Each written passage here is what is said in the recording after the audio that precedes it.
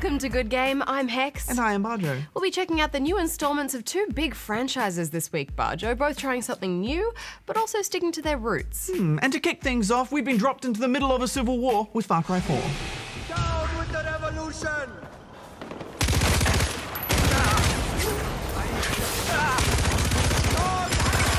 And heads will roll in the new Assassin's Creed, Unity.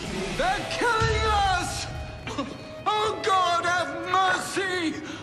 They're killing the prisoners in here! That's enough of that, you degenerate! Plus, Goose cruises through a classic in a new postcard, and we see how GTA 5 holds up on next gen. But before all that, can you name the game for this week?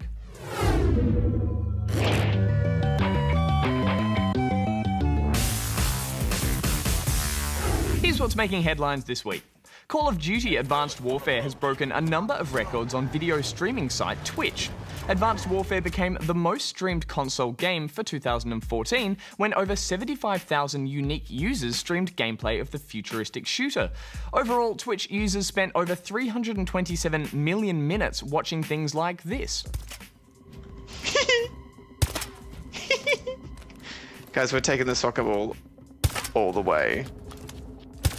Swedish company Dataspels Branschen is looking to introduce a gender equality label for newly released titles in Sweden. The game industry trade business hopes to positively label games which promote equality. All right. A Swedish government-funded agency has granted the company over 40,000 Australian dollars to explore this possibility. It's impressive. Halo the Master Chief Collection's unsteady multiplayer launch has forced a delay of the game's esports championship. The inaugural season of the Halo Championship Series was originally slated to kick off on the 16th of November. However, as a result of server instability, the launch was pushed back 1 week to allow for updates. Although the updates did not successfully address the core matchmaking issues, the pre-season is now underway. Territory captured. The upcoming Uncharted film adaptation has a new writer on board, Oscar-winning scribe Mark Bowl. Bowl has writing credits on a number of high-profile films, including Zero Dark 30 and The Hurt Locker, winning an Academy Award for the latter. The film is scheduled to release in 2016. In sadder news, well-loved and highly esteemed Australian cosplayer Justin Costello has suffered a fatal heart attack. Beyond his fine character recreations, Justin used his skills to help fundraise and entertain at children's hospitals. He is survived by his wife and 3 children. Thanks, Goose. In Far Cry 4, just about everything is trying to kill you. I'm going to gut you like an animal!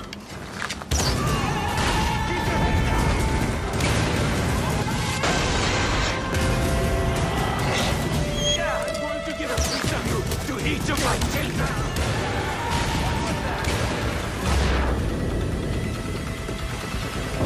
Did we miss it? Dude, no! We did not just miss the action! Far Cry 4 is an open-world shooter set against the backdrop of the Himalayas. You play AJ Gale, a man returning home to scatter his mother's ashes. But before AJ even gets off the bus, things go very wrong. Yes, the region is gripped in civil war, and the evil regime leader somehow knows who you are, and your parents play some part in the history of the area. Recognize those eyes anywhere. You immediately side with the rebel group known as the Golden Path. Welcome to Banapur, home of the Golden Path. In what feels like a whirlwind 15 minutes of characters and action, you're quickly on your way to shooting everyone you can find that wears the color red.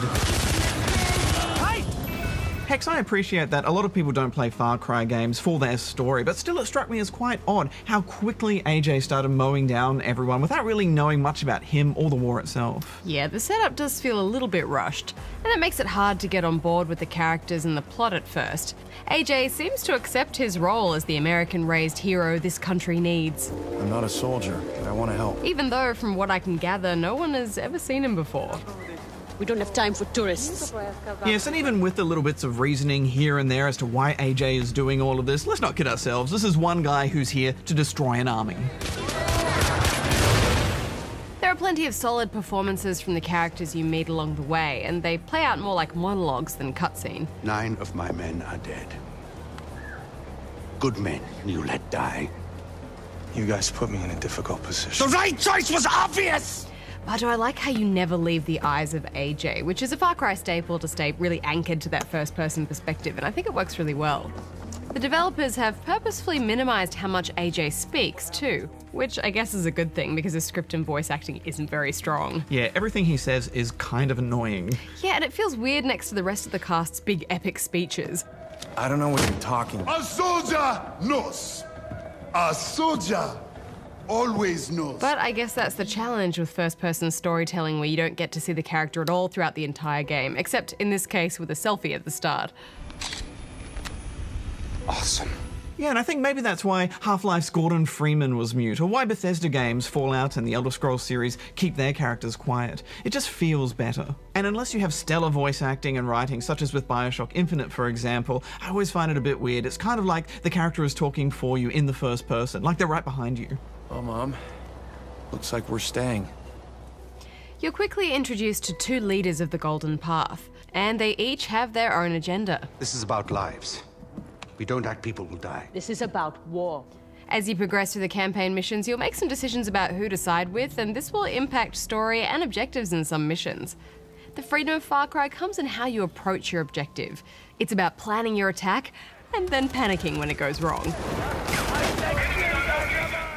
Along with the campaign missions, you'll be doing things like liberating outposts, tackling much more challenging fortified encampments, rescuing hostages, Fire it with... and hijacking radio towers, just to name a few.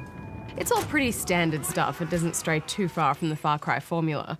And that's not necessarily a bad thing, but I'd say on the whole this game is pretty by the numbers. Yeah, there are solid improvements over the last game though. Wildlife is everywhere now, and they cause much havoc.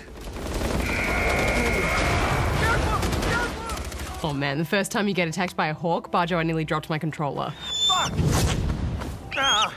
Yeah, that's pretty intense, but it's nothing compared to a gaggle of honey badgers. Tough little blighters. It's so nice to see so many animals just wandering about. That's actually been a bit of a dream of mine, to roam through a jungle or a forest and just see wildlife everywhere.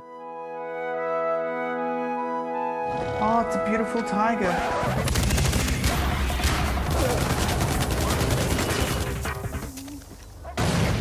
Yeah, mostly you'll be using wildlife to create mayhem in a base. You can either shoot a cage or more effectively hurl a lump of meat into the middle of a base. Within seconds, the nearest predator will sniff it out and start tearing apart your foes. It's not exactly realistic, but who cares? Yeah, not me, Hex. It's just fun watching your enemies stress out so much. Woodland creatures, attack! You really can't get very far just driving without something going down as well. There's cargo trucks to stop and random karma opportunities, which are usually rebels under attack. It does feel like a world in the grip of war, and I especially liked it when you came upon hunters. These are stealthy archers who are difficult to tag with your camera. There are a lot of tough fights in this game, and a few difficulty spikes too, depending on your approach. Yeah, before you leave a base, you really do need to gear up and have a set strategy. I often found myself with not enough weapons or ammo out in the field. You can't rush through this campaign. Crafting bags and upgrades is essential for you to progress properly, especially the wingsuit, which you happily get in the first hour.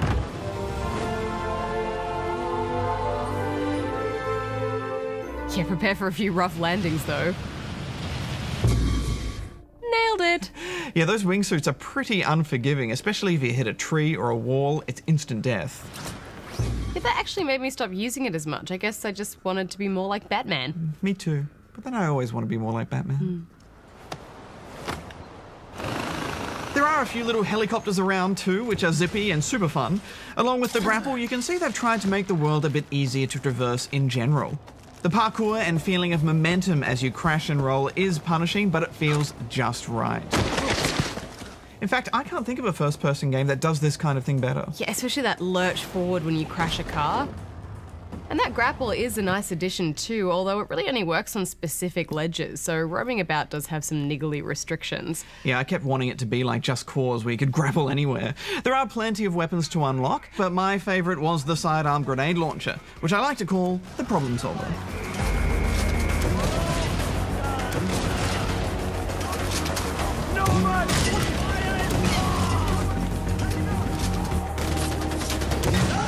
The fights feel harder than the last game too. Rushing into any sort of enemy encampment is instant death. You are so fragile. Yeah, even with the bulletproof vest upgrade, you die pretty quickly.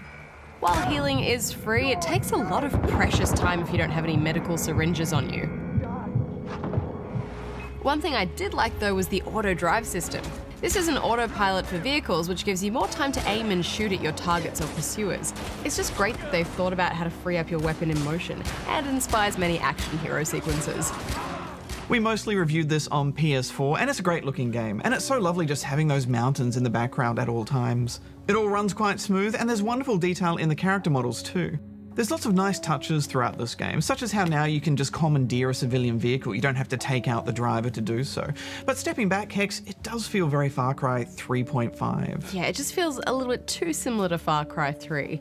At the time of review, we weren't able to get an online versus match, but we were able to test out the co-op, which locks off the campaign missions but ties together other objectives on the map. Oops.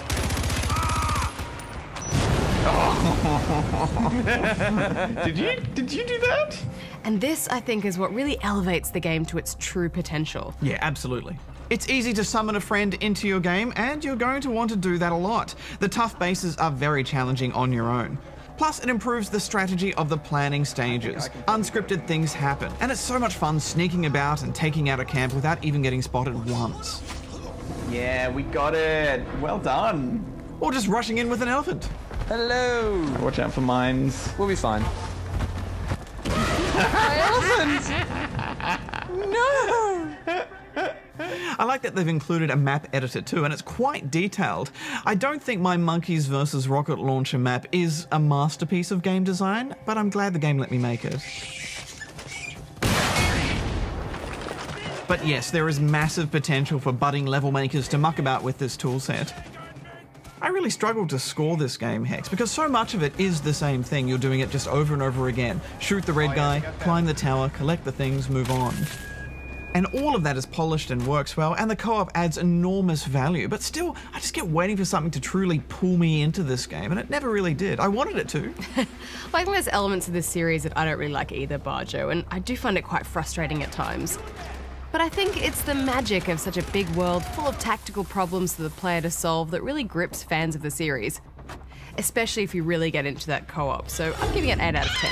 I'm giving it 7.5 out of 10 rubber chickens. But who's responsible for all this blight? Bug and men. Let's say it. Let's talk about the elephant in the room. Bug and men.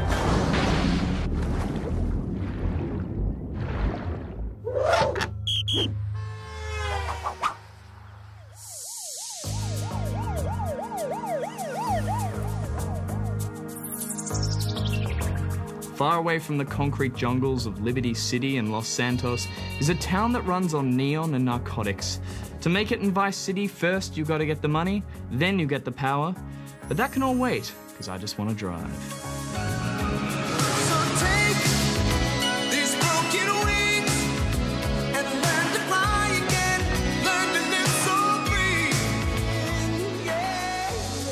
On first impressions, the city appears to be an epicenter of entertainment, the tropic heat ensuring a variety of fun in the sun. And with humidity soaking the streets, the coolest hangout is on the water. Sleek boats and obnoxious jet skis dance on the waves of the bay, enticing us out to play as we'd be remiss not to leave others in our wake, so long as we don't find ourselves in it. But in this city, there's always something in the air at night.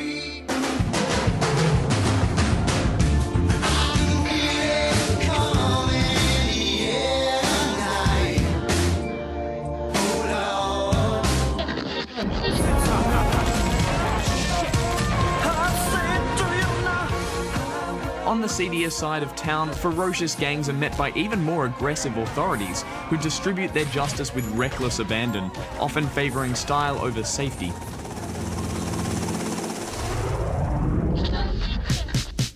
So whether you're here to chase the American dream with a vengeance, or you just want to cruise the streets to some rad tunes, one thing's for sure, in this town you'll probably end up starting something.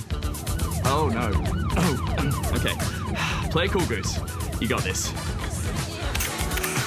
Vice City. Come for the sun, stay because you're busted. After After the swashbuckling success of Assassin's Creed Black Flag, many of us were left wondering how Ubisoft could possibly raise the bar after Assassin's Creed turned pirate. Well, Assassin's Creed Unity sees us bidding farewell to the high seas and free-falling headfirst into the French Revolution.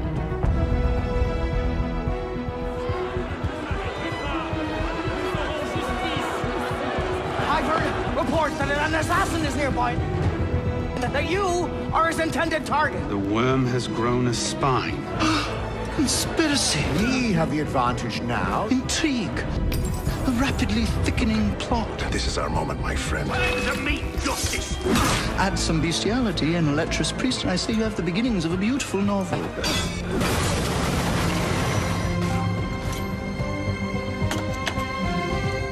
If we hadn't come straight off the back of Assassin's Creed Rogue, I'd say I would have felt a pang of longing for the ocean, but times certainly have changed.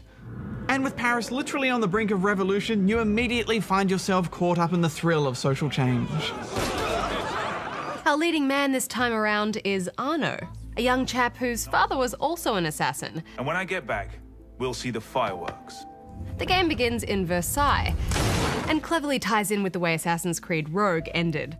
When Arno's father is killed, he sets out on a quest of redemption. With a spot of star-crossed love with a Templar named Elise for good measure. It's not the most interesting story, is it? No. I mean, the Templar assassin conflict gets muddied with these characters, which is kind of cool, but also a little cliche. Very well. But the way Arno works his way up the ranks of the Assassin Brotherhood is very reminiscent of Assassin's Creed 2. Arno Dorian is dead. This whole setup reminded me a lot of that game. In fact, there's a general feeling of paring things back to the series' roots, which isn't necessarily a bad thing. I mean, AC2 was always my favourite. Let's address the negatives first. We weren't greeted with the usual standard of polish, were we, when we booted this up? No, it was a little worrying. I just don't know what happened. We started to get reports of bugs and glitches. And sure enough, in the very first mission, I was faced with crowds of French dandies performing some kind of choreographed flash mob routine. We reviewed this on Xbox One, and it just seems to really struggle at times with frame rate issues, which is such a shame when the city looks this good. And can we take a moment to talk about the loading? Oh, I could feel myself aging 10 years every time I had to sit through a loading sequence.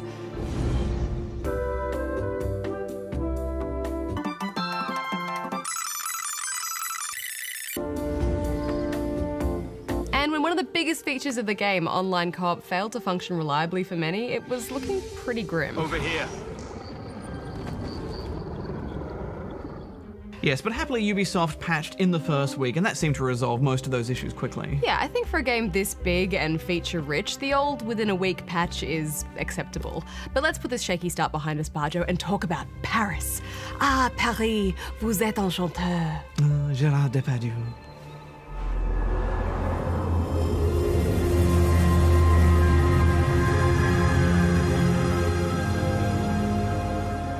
The very first thing I did in this game was make a beeline for Notre Dame. The history and the architecture is quintessential to the Assassin's Creed series, and scaling these iconic buildings is absolutely breathtaking. Down on the streets, however, we're not talking rosy, romantic Paris. The streets here are muddy and volatile.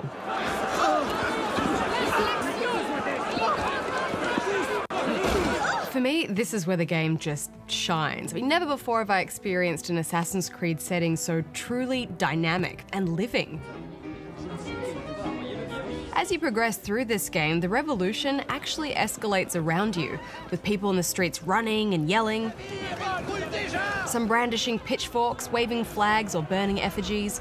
You'll pass barricades and protests, and see guards often involved in conflicts with citizens, some of which you can take part in. Honestly, Bajo, it's nothing short of astonishing just how much detail they've put into all the NPC action. Yeah, I loved it, and I'm just so excited that this is where open world games are heading. With scenes unfolding before your eyes, and events taking place around you as you just happen to pass by. But I want to know, Hex, why don't any of them have French accents? This is not a just world. This is France. You're a dead man.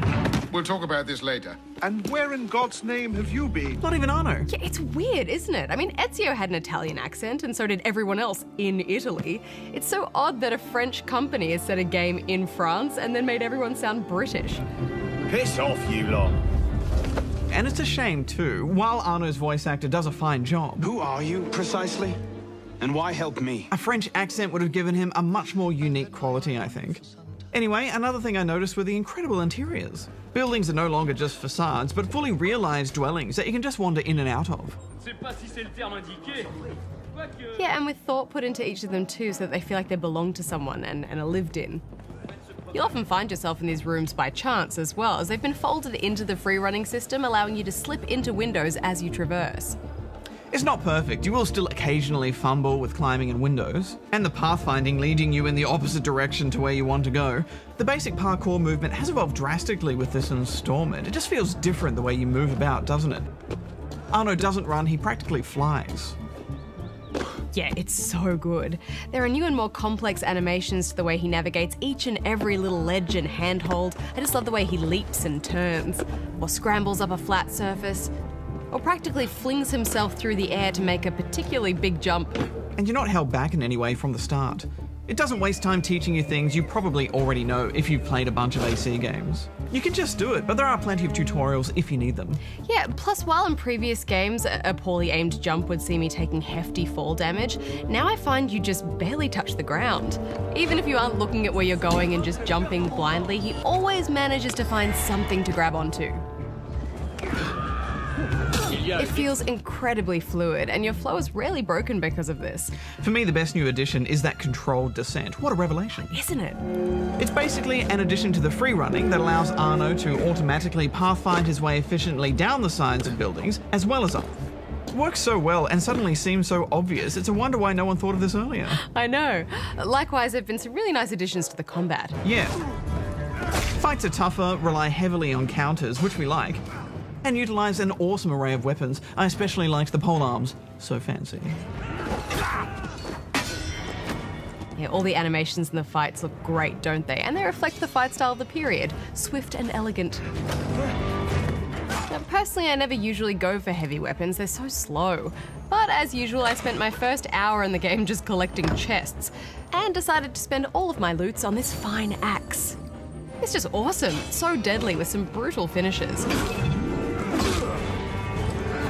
And paired with this red leather outfit, I like to call this look Kinky Executioner. Not exactly the most inconspicuous choice for an assassin. I do like that all the clothing items now have RPG-style stat boosts as well as looking flash. But then there's that eternal conflict of practicality versus fashion. Yes, I don't need a health buff, but this hood is fabulous. The way you approach missions has more of a focus on refined stealth now too. Yes, gone are the days of hiding in the bushes, whistling to attract poor dopey enemies in your direction. Now an actual proper cover system is in play, with a kind of last known position mechanic in the vein of Splinter Cell.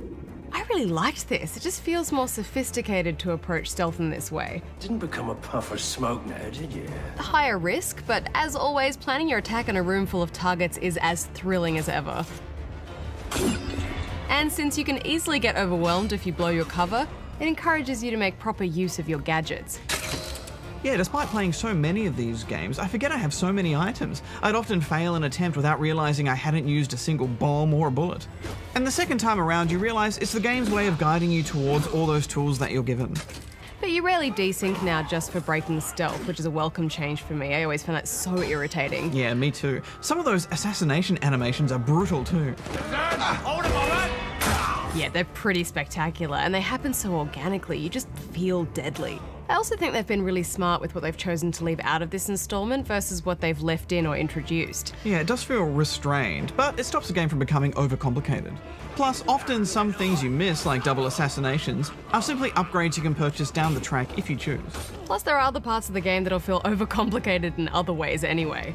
The world map is a mess of objectives, side quests, collectibles, chests, locked chests, things you can only unlock if you sign into some Ubisoft thing, or play the companion app, and I'm not really criticizing any of that because I like the idea of companion apps. It can just be a little bit daunting when you're trying to figure it all out initially. And I think some will consider these roadblocks and find them frustrating. Yeah, it can feel a bit disorganized, plus there are a whole bunch of different kinds of currency to get your head around. Nearly all of the side missions are optional though, and it's worth trying at least one of each to figure out which ones you like doing. It seems some royalist fanatics are on a book-burning spree. Because they can be a great way to not only earn cash, but to explore the city and discover new stories. Yeah, they actually involve real characters that take you on a bit of a journey. I foresaw that someone would come help me. Like this psychic who had me carry out assassinations for her based on her premonitions. Come with me and I will sense their presence. And there are murder mysteries where you play detective. Yeah, I even did a mission for Madame Tussauds herself, collecting heads for her to model wax figures on. I promised the Assembly I would make masks of famous victims of the guillotine. I think my favourites were those Nostradamus ones where you have to solve riddles that lead you to the next clue. I was researching online and everything, because those clues unlock the fancy armour, and I love unlocking the fancy armour. What is it? An heirloom of the Brotherhood. That armour was worn by Thomas de Corneo. I have no earthly idea who that is. It's great when they take you somewhere famous too, like those catacombs below Paris. The Abstergo stuff this time is mercifully minimal. So, this is where we stand. Last year, Abstergo acquired the body of a man we call a Sage, one of a rare breed of humans with a surplus of ancient DNA. It seems like Ubisoft have gradually taken the hint that everyone hates those bits and have very much made them a part of the background. In Unity, you're essentially world hopping through the past with VR technology. So, when this is disrupted, you encounter rifts that see you hopping through Paris in different time periods. Yeah, I like that they've tried to get creative with that stuff, but I'm still of the opinion that the games would be better off without the Abstergo element entirely. I just find it distracting and try to ignore it wherever possible. Okay, let's talk about the co-op. Despite a rough start, once we got this working, I was stoked with how well it played. I was pleasantly surprised too. I've always kind of enjoyed the multiplayer with Assassin's Creed games, but they have been a bit of a one-time affair, and I was wondering how this would translate logistically to a cooperative experience, but it just works. Yeah, I mean, at first we didn't even bother with the missions. This is dangerous. It was just such a novelty to see our own characters in the same game, free-running and climbing cathedrals together. No, hold still so it looks beautiful. Stop turning around. That's such a beautiful shot, and you're doing like pirouettes on the thing.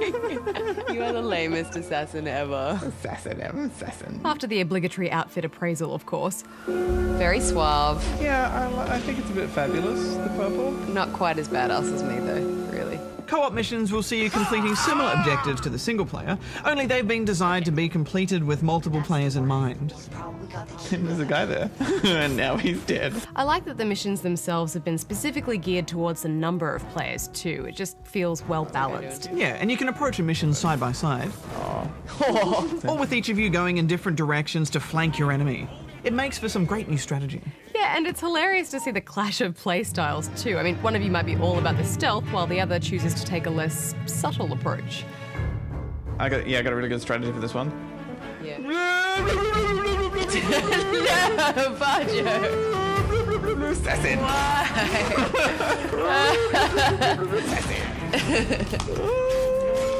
And I'm down.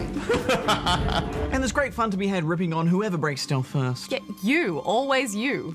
So there's like a ring of guards, and there's this guy, and he's just in the cart just there. We gotta save that guy. I got this. What? Where did you... Hi, everyone! No, Bajo! What are you doing? No time for fighting. I have to save Gold Dude. Oh my gosh. You're free. No, this is a mess. You're free. Oh gosh, I am dead. That was terrible. Well, we should definitely wrap this up, or they'll release another Assassin's Creed game before we're done reviewing this one. Good point.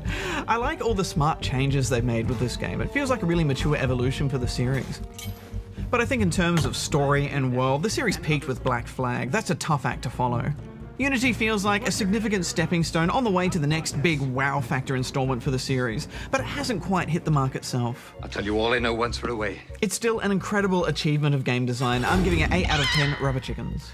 Yeah, I mean, a stepping stone maybe, but in the right direction, I think. Sure, it may not have the wow factor of pirate ships and cannon fire, but the way Ubisoft has brought the city of Paris to life is unlike anything else that's come before it, in my opinion. I am disappointed it had such a shaky launch, and it may not be my favourite in the series either, but they've evolved the core gameplay beautifully, so I'm giving it 8.5. So that 4 would actually break his bones. Because you're an assassin, it doesn't break your bones. That's basically that. What did he ever do to you? That poor man. He started pulling out his stuff. Why are you stealing his stuff? You're not allowed to berate me for murdering him and then steal his stuff. Now that he's dead. Whoa! I've started. Oh, it's on now. Well done. Well done.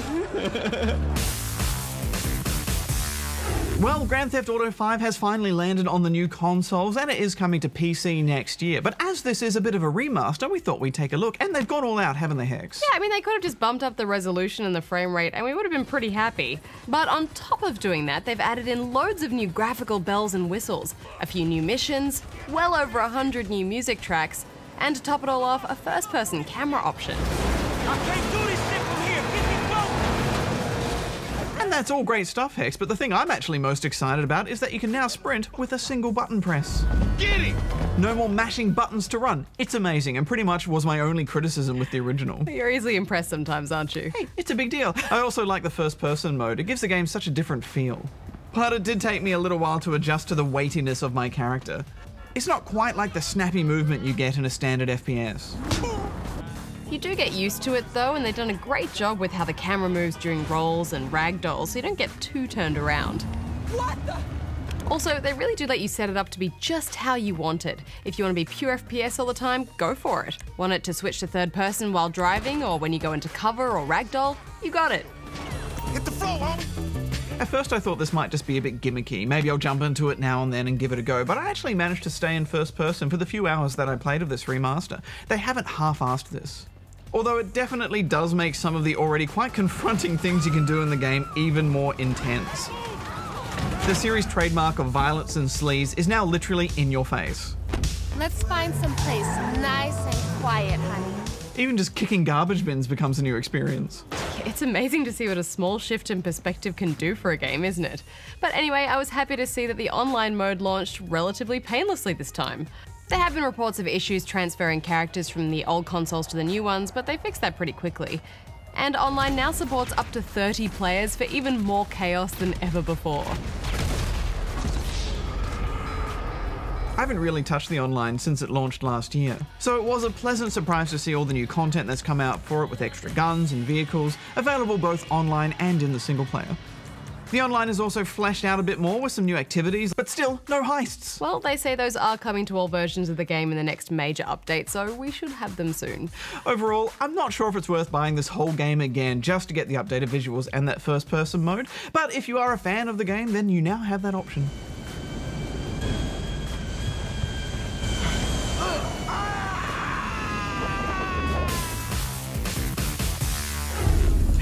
Hex, come in, Hex, over. Come in, Hex, come in, Hex! Bajo, you've been out for weeks. Let her go, she's gone. I won't let her go, Goose. She's out there somewhere and I will find her. Damn it, man! Ah! She's gone. It's not your fault. Let's go.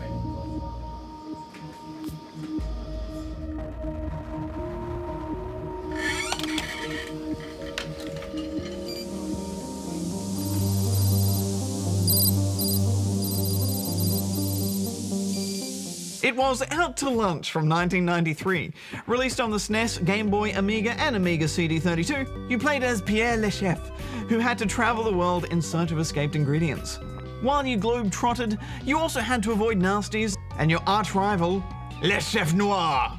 And it's named the game for this week because Pierre was from France, much like Arno from this week's Assassin's Creed Unity. I see. 2 more episodes left, Bajo. Indeed, and much gaming ahead. Next week, the World of Warcraft expansion, Warlords of Draenor. Time to break out the Tracky Dax, Hex. Settle in for a good computer share groove. I'm always in Tracky Dax.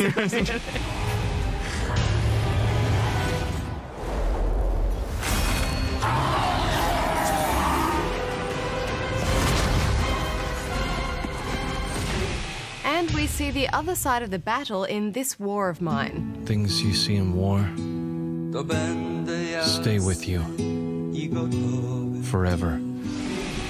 And on Spawn Point, our show for younger gamers over on ABC3 this weekend, it's LEGO Batman 3, Batman in Space.